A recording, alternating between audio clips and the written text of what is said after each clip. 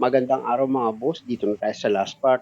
Na ang problema nga ni customer, pumutok itong ibabaw ng radiator niya. Kaya ang nangyari, nag-overheat. At ito na ngayon yung bago. Siyempre, bago ko ilagay yan, kailangan i-compare ko muna kung parehas sila. Importante yun mga boss na bago nyo ilagay itong bagong radiator, i-check nyo muna yung luma, pati itong bago kung parehas talaga sila. Lalo na dito sa saksakan ng cooler hose. Diyan nagkakatalo yan eh. Kasi pag hindi nyo sinake up yan, tapos basta nyo na lang ilagay itong radiator, nako, pag medyo may kaunting gasgas na yung radiator nyo, kahit na sabihin nyo pang siya may kasalanan dahil mali yung binigay, baka hindi nyo napalitan yan.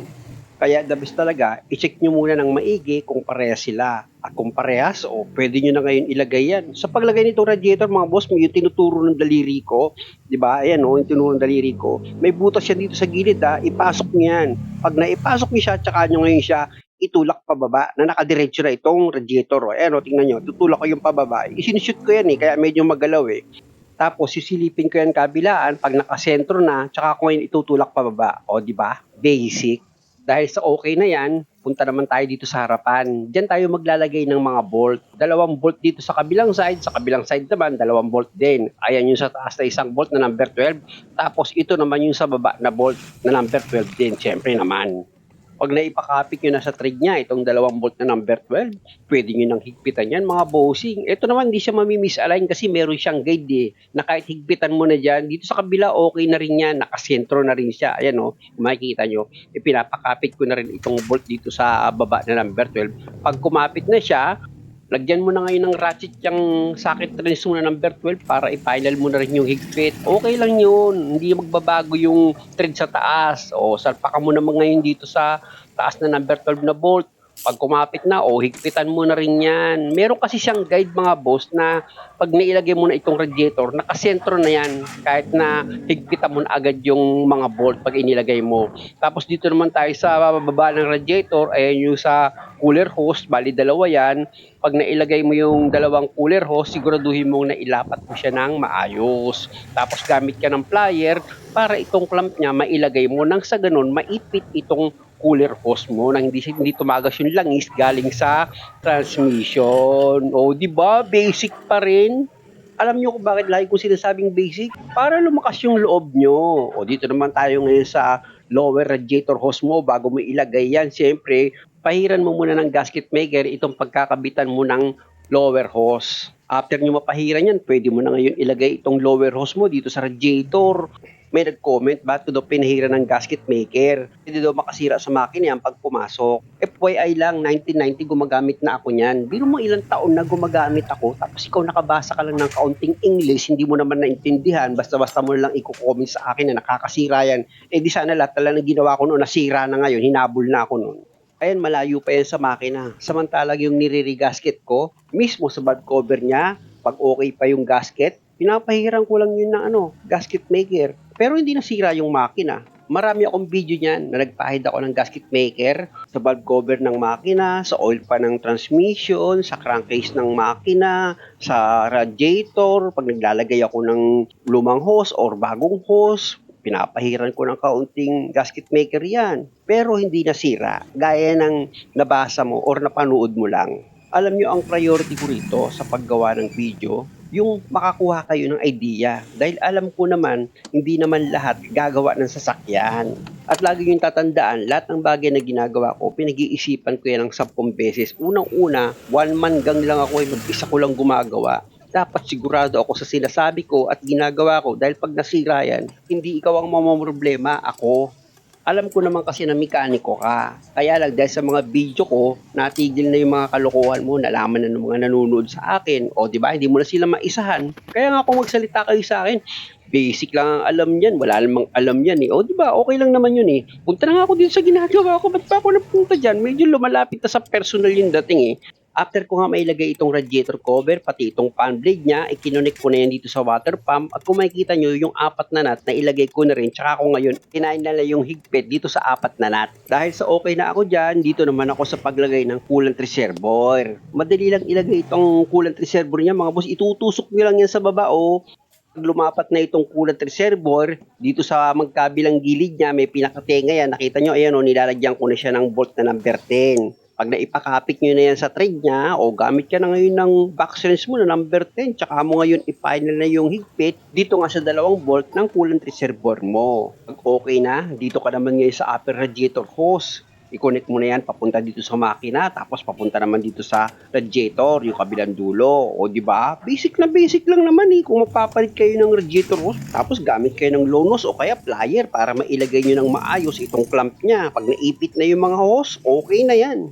Ilapit ko itong camera para makita nyo yung pagkakalagay ko dyan. O, di ba? Ganyan lang naman siya kadali mga boss. O, kabilaan lang. Dapat may clamp siya, syempre. At kung wala ka nang nakalimutan na higpitan dito sa radiator na bagong ikinabit, syempre, magsasalin ka na ngayon ng coolant. Sa pagsali ng coolant mga boss, may nakaredy si customer na 6 na litro. Kasi nga itong lagayan ng coolant, 2 liters ang capacity niyan bawat isa. At sa 6 liters na nabili ni customer na coolant, may natira pa akong kaunti dyan.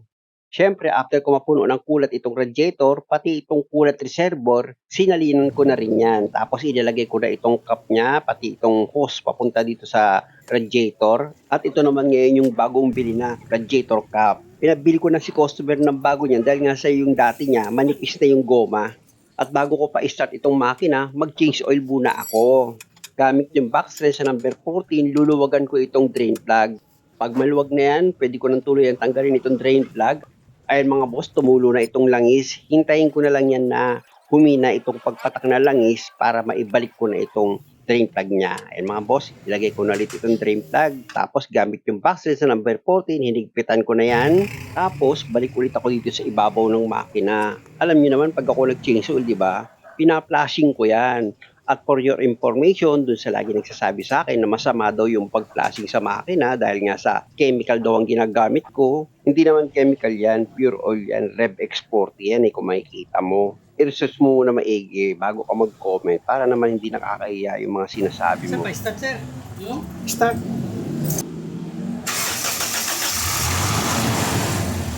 Ayan na mga boss, napa-start ko na itong makina.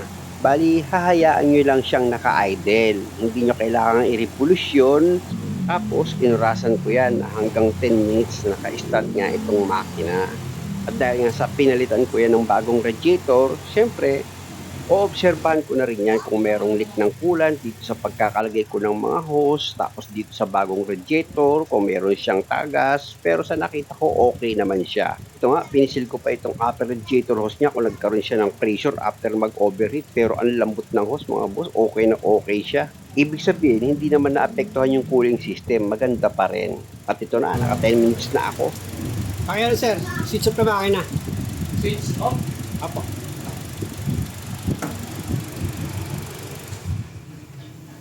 Tapos, balik na ulit ako dito sa ilalim ng sasakyan ni customer para ma-drain ko itong langis na ginamit kong pang-flashing sa makina. Luluwagan ko ulit itong drain plug niya gamit itong box wrench number 14, tapos tuluyan ko ng tanggalin yan. At habang nagpapatulo ako ng langis, lipat muna ako dito sa location ng oil filter niya. And mga boss, yung lumang oil filter, kung makikita nyo, nabubulok na ata dahil nga sa matagal na rin ata hindi na pa-change oil itong makina ni customer. Sa bagay, ayon naman kay customer, bibihira niya raw ata gamitin itong sasakyan. Sa pagtanggal nitong lumang oil filter, madali lang naman, gumamit lang kayo ng oil filter wrench tapos ikutin yan pakaliwa. At pag maluwag na yan, pwede mo nang kamayin yan para tuluyan mo nang matanggal itong lumang oil filter. Pero pag mainit pa, pwede mo naman bitawan para hindi ka mapaso. Hintayin mo ulit lumamig. At pag malamig na talaga, kaya ng kamay mo, pwede mo nang tuluyang tanggalin yan. Ganun lang naman ang diskarte. Tapos, hayaan mo lang munang tumutulo yung langis na ginamit mong pang-flashing. Kaya lang, pag ganitong patulo lang, matagal siya para ma-drain. Kaya ang ginawa ko dyan, inanginan ko itong loob ng makina. Kaya kung makikita nyo, lumakas pa yung tumutulong langis dito sa oil pan niya. Fast forward ko na itong video mga boss para hindi na tayo magtagal. At kung makikita nyo, wala nang tumutulong langis dito sa oil pan. Kaya punasan ko muna yan. After ko mapunasan, pwede ko na ngayon ilagay itong drain plug niya. Ipakapit ko na yung thread niyan, tapos gamit yung box wrench number 14, ipa-final ko na yung higpit. At dahil sa okay na, punta na ako ngayon dito sa paglalagyan ko ng bagong oil filter. Ayan siya mga boss. Siyempre, bago ko ilagay yung bagong oil filter, punasan ko muna yung pinaka-base niyan. Importante kasi na malinis yan. At ito naman bagong oil filter, dapat yung o-ring niyan, pinahiran nyo ng kaunting langis para pag hinigpitan nyo itong bagong oil filter, hindi mapilipit yung o-ring at hindi siya magkaroon ng leak. At dahil sa naipakapit mo na itong bagong oil filter, gamit ka na ngayon ng oil filter rinse mo para mahigpitan mo na ng maigi yan. O, di ba? Ganun lang siya ka-basic mga buso. At sa paghigpit naman nitong bagong oil filter, yung tamang higpit lang. Kasi nga, rubber lang naman yung gasket niyan. At dahil sa okay na ako dyan, balik na ako dito sa ibabaw ng makina. Tanggalin ko muna itong ginamit kong panghangin para makapagsalin na ako ng bagong langis. Meron nga pala naka-ready si customer na 6 liters. Unahin ko munang isalin itong 1 gallon niya. Equivalent to 4 liters yan. Na after ko maisalin itong 1 gallon, kunin ko naman ngayon yung pang 5 litro niya. Ayun mga boss. Sasalin ko rin lahat yan. After nyan, ito na ngayon yung pang 6 litro. Balik kalahating litro lang muna yung isasalin ko dyan. Pag nagkulang, tsaka na lang ako magdadagdag. Tapos, ilagay ko na itong engine cap niya. Tapos, i-check ko muna itong coolant sa radiator kung nagbawas na ba siya. Kaya lang, okay pa. Kaya, ibalik ko na itong radiator cap. Yes, start. After mapa-start itong makina, hayaan ko muna naka-start yan hanggang sa 20 minutes para sigurado ako na nag-open na yung thermostat niya. Pag nag-open kasi yung thermostat nito, magbabawas ng coolant dito sa radiator. Pansamantala, habang naghihintay ako, ilagay ko muna itong grills dito sa harapan. Sa paglagay naman itong grills mga boss, isentro mo lang yan. May butas dyan na isusok-sok mo itong grills. Ibig kong sabihin, itatapat mo lang yan sa guide niya tsaka mo itulak itong grills.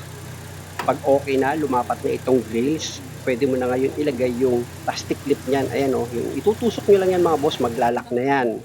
After nyan, dito sa magkabilang gilid ng grills mo, maglalagay ka naman dyan ng screw.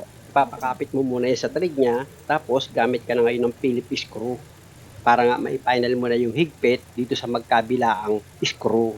Pag okay na, i-check ko ulit itong upper radiator hose niya. Pipisilin ko yan mga boss. Dapat malambot yan pag pinsil. Tanggalin ko na to. Kaya nagbubukas yung thermostat eh.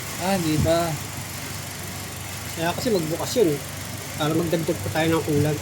Malamig pa kasi itong makina kaya hindi pa nag-o-open yung thermostat niya. Pero i-fast forward ko na itong video para ma-check ko na kung nag-open na itong thermostat niya. Okay oh, hindi pa nag-open yung thermostat ah. Oo, walang pressure oh. Kanina pa umaandar yan. Pero okay lang yun. Naka 20 minutes na tayo. Okay. Good. Kako umigo. Umigo. Umigo. Umigo. Umigo. Naligo. Masaya ko lang. Nag-open na pala yung thermostat. Kaya lang, humigop na siya dito agad sa coolant reservoir. Kaya itong radiator, puno pa rin. Kaya dito na ako magsasali ng coolant sa reservoir niya. Bale, ile-level ko na yung coolant na ilalagay ko dito sa reservoir. Kumbaga naka-full na. At pag okay na, pwede ko na ngayon ilagay itong cup ng coolant reservoir. Ilapat nyo ng maayos yan mga boss. Dapat wala siyang singaw. Para pag nagkulang ng coolant itong radiator, humigop siya. After ko magsali ng coolant, inaya ko nang mag-rotate si customer para ma-check namin kung mag-o-overheat pa itong makina niya. Saan tayo? Kaliwa ka na. Kaliwa. Check upin mo pa rin yung ano ha, yung coolant bukas ha. Kung ano Coolant, nangyari. Importante yun. Diretso lang. Diretso lang. Nag-danger ba kanina yung overheat niya? Hindi naman. Hindi naman. Papunta dito, nag-overheat ka. Hindi. Usok eh. Ano yun? Ano kasi? Naubos na yung tubig siguro Kaya nga. sa turbo. Ganoon na rin yun. Hindi man yun uusok kung hindi nag-overheat eh. Yun kasi ang problema mga boss, yung tachometer niya dito sa dashboard, walang ilaw. Kaya paano niya malalaman kung nag-overheat na itong makina? Walang ilaw yung ano mo no? Wala. Pero merong high and low yan. Paano malaman kung overheat yan? Hindi mo nakita. Hindi ko talaga makikita yan. Diretso lang. Okay naman yung hatak niya no? Hindi naman siya pigil ano? Hindi. Ganda nga eh. Siyempre kasama yan sa mga question ko kapag nag-overheat ang isang Sasakyan. makina. Oo, siyempre. Kaya nga kanina pag ano ko, sabi ko maganda na takbo. Okay na siya. Kasi hindi ko malalaman kasi wala akong ano yun. Oo, wala ka akong kasi. sign. Wala kang anong object. O, wala kang kuryente dyan sa ano. Ito na mga boss, nakabalik na kami. Mahaba na rin yung tinakbo namin kaya i-check ko na ulit itong makina ni customer kung meron pang tagas ng langis dito sa valve cover or merong pressure dito sa makina niya. Pag may tanda ng overheat yan, pag pinsil mo kasi itong upper radiator hose niya, matigas. O kaya naman, pag tinanggal mo itong radiator cap, bubulwak yung coolant niya. Lambot oh. Maganda yung Kasi minsan tumitigas yan eh. Kapag tumigas, Pag tumagas siya, may pressure. At saka ito, tingnan mo, pag buksan ko yan, dito yung tatasik yung ulan. Hindi ka iba, pag binuksan mo yung mga ganon. Bilib ako sa makina ni customer, ang tibay. Ilang araw niya rin ginamit itong nag-overheat bago niya palitan ng radiator. Ikaw mo, ganun nangyari. Siyempre, yung tagas. Baka mamaya eh, saan makita natin, negative na siya. Ayan, oh. Lagi yung tagas din, eh. Hulog, di ba dyan? Babasa ng lagos. Tapos dito naman sa gasket, di ba? Spark plug. Oh. Ayan siya, oh. steel. Di mga boss, dahil sa okay na itong sasakyan ni customer, wala nang tagas ng langis dito sa valve cover niya at dito naman sa pagka-overheat ng makina ni customer, okay naman, wala namang naapektuhan. Kaya maraming salamat sa panonood. Sana nakakuha kayo ng idea at kung okay lang naman sa inyo, pasubscribe na rin itong channel ko. Maraming salamat!